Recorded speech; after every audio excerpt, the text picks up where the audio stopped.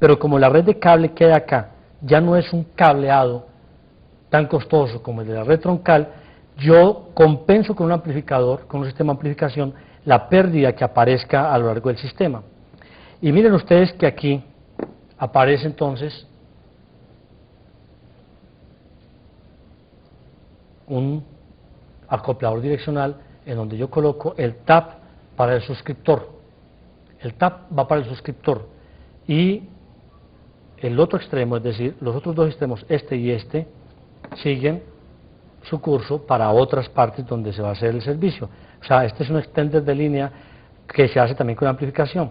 Y luego volvemos a lo mismo, colocamos un tap para un suscriptor o para otro suscriptor y continuamos. Ese básicamente es, un suscriptor es un usuario, ¿de acuerdo? Es una persona que está inscrita en el proceso, o sea, que está matriculada. Y cuando yo tengo ese tap de cierta amplitud, de cierta atenuación, perdón, lo tengo que definir de acuerdo con los niveles de señal que hay acá a la entrada del tap. La condición es que un televisor no debe tener más de 0 dB, 0 dB milivatios. O sea, un televisor máximo debe tener en su entrada 0 dB milivatios, no más. Si se tiene más de 0 dB milivatios, entonces se satura, ¿de acuerdo? Y para evitar que se sature, entonces utilizo un acoplador direccional que tenga un tap, por ejemplo, de mayor atenuación. Este es un tap de 20 decibelios, ¿de acuerdo? Habíamos dicho que los atenuadores impiden que los amplificadores se saturen. Aquí tengo un amplificador de 20 decibelios y tenía uno de 17 decibelios. En los amplificadores de 20 decibelios, por regla general, se colocan cuando estamos más cerca de la red troncal que cuando estamos lejos. Cuando estamos lejos necesitamos menos atenuación en el tap que cuando estamos cerca de la troncal, de la red troncal. Muy bien. Hay otros dispositivos como este que le dicen a uno perfectamente cuál es el ancho de banda en el que trabaja, 5 a 450 MHz. Cuando a uno le dicen que está trabajando en ese ancho de banda, entonces uno tiene que fijarse si ese tap, si ese acoplador direccional, por ejemplo, me sirve para transmitir hasta el canal 83. Parece que no. La pregunta es, ¿cuántos canales habrán disponibles del 60 hacia arriba? Es decir, aquí 470 MHz y aquí yo tengo 450 MHz, es decir, 450 MHz y el canal 14 hacia adelante es 470 MHz. O sea que esto no me sirve para utilizarlo en una red de UHF. ¿Está bien? O sea, hay que tener cuidado de cuando uno escoge los acopladores direccionales y tener cuidado que sean capaces con el ancho de banda con el que originalmente se está trabajando. Muy bien. Pues vamos entonces a la red troncal y revisémoslo rápidamente. A la red de cable. Antena parabólica, antenas normales, una estación de generación, una cabeza de proceso, amplificadores troncales, un amplificador troncal, una red troncal, y aquí vienen entonces las derivaciones, vienen los acopladores direccionales y luego finalmente la señal que va al suscriptor. Pero hay una cosa que falta aquí dentro de esto, y es que no se ve por dónde cómo estas dos cosas llegaron aquí a juntarse. Es decir, eso no puede ser tan fácil. Yo no puedo coger un par de antenas, una antena parabólica y colocarle en paralelo un arreglo de antenas que tengo de VHF y colocarlo aquí en este punto tal como lo indica la gráfica. Es una manera muy simplista de presentar la forma como se acopla correctamente. Primero hay que hacer lo siguiente. Hay que hacer algo que es importante y es esto. Miren que si nos fijamos en estas dos antenas, pensemos en que una de ellas es, digamos, una antena de VHF para la banda baja, y pensemos que esta otra es una antena de VHF para la banda alta. ¿De acuerdo?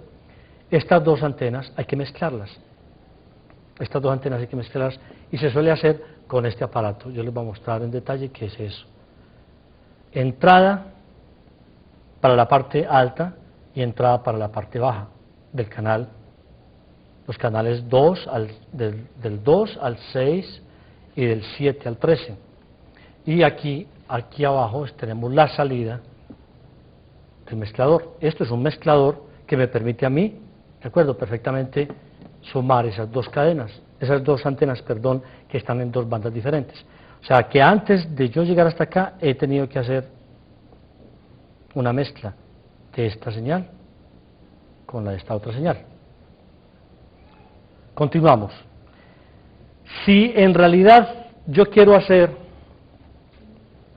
la suma de más canales, o sea, no solamente quiero separar el canal, las bandas bajas y las bandas altas, sino que también quiero tener un control exacto de cada una de las bandas, yo puedo perfectamente tener un mezclador como este.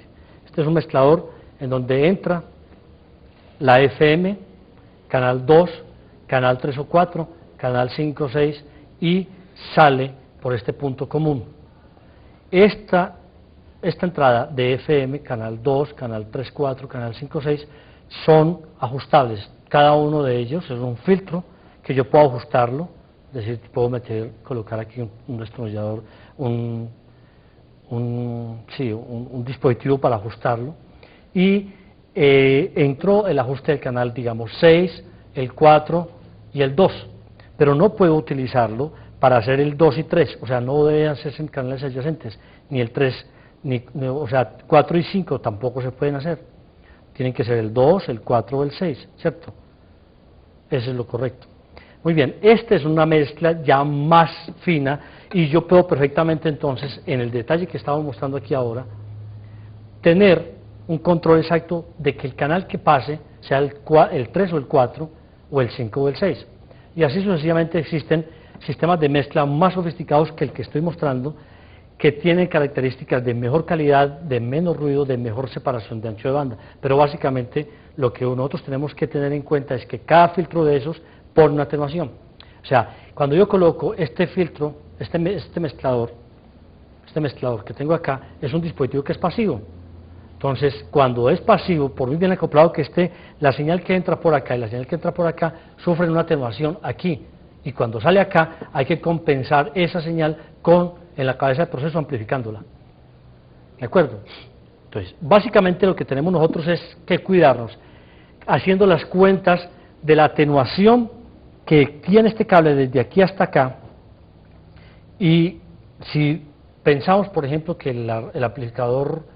que la red tiene una pérdida, digamos, supongamos de 20 decibelios, pues el amplificador que yo tengo acá debe tener una ganancia, una amplificación mayor o igual a 20 decibelios. Eso es obvio, ¿no? Una ganancia mayor o igual que 20 dB.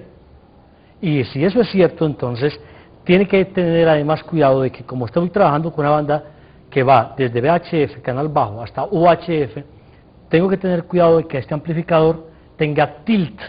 Tilt es lo que mencionamos ahora. Tilt. Es decir, que tenga una pendiente que compense la pérdida introducida por el cable de los canales más altos. Y así se logra entonces que los canales altos tengan al extremo final unos niveles más o menos aproximados a los que tienen los canales bajos. La idea es, como norma, en que usted nunca permita, esa es una norma, que nunca permita que el canal que tenga mayor amplitud en el extremo final de la red de cable no tenga más de 6 decibelios que ningún otro de los canales que está usted registrando. Repito, ninguno de los canales, un canal con respecto a los demás no debe tener más de 6 decibelios de diferencia. Y también se estima, como norma, que ningún televisor de toda la red debe tener más de 6 decibelios uno que otros. Debe tener en ese rango de 6 decibelios, es el rango en donde nos movemos.